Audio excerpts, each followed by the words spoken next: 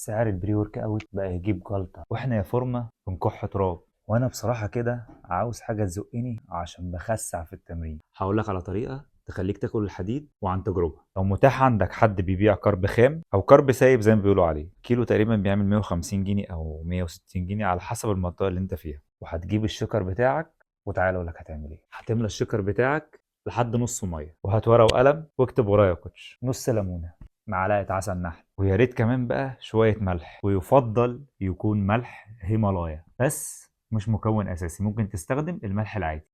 ولو ما شربتش قهوة قبل التمرين، جيب باكو نسكافيه بلاك وحطه على المكونات دي كمان، بس مش مقاطعة. واو. وما تنساش، فاكر من شوية الكارب اللي قلت لك اشتريه؟ هتحط منه 30 جرام على المكونات دي. شايف اللي قلت لك ده كله؟ بعد ما ترجه في الشيكر استنى 5 دقايق ورج المكونات دي تاني، وهتندمج مع بعضها. اوعى تشرب كل ده قبل التمرين، وانت بتتمرن اقعد بربع شويه شويه كده، اشرب شويات شويات، وطول التمرين اضرب وادعي لي يا معلم. تكلفة الحاجات دي ما تجيش ربع تمن سكوب بري ورك اوت. وهقول لك على حاجة برضو، تقدر تستغنى عن بعض المكونات زي الكارب والنسكافيه بلاك.